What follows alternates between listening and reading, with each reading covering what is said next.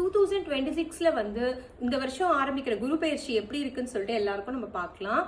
இப்போ வந்து இந்த வருஷம் வந்து கடகத்துல வந்து குரு வந்து உச்சமா பயிற்சி பண்றாரு. அதனால எல்லாருக்குமே இந்த வருஷம் வந்து நல்லா இருக்கும்.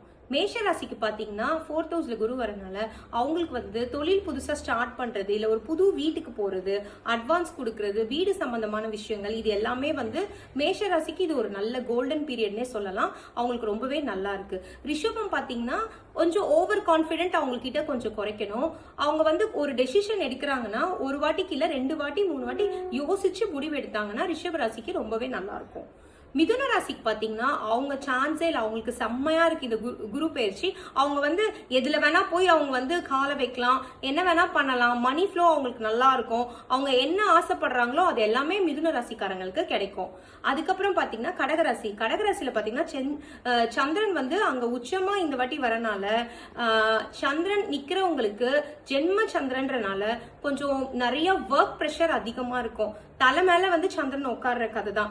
அதனால அவங்களுக்கு பாத்தீங்கன்னா பட் இது வந்து இவங்களுக்கு ஒரு க்ரோயிங் பீரியடு. பட் ஆனா ஒர்க் லோட் அதிகமா இருக்கும், மணி ஃப்ளோ நல்லா இருக்கும்.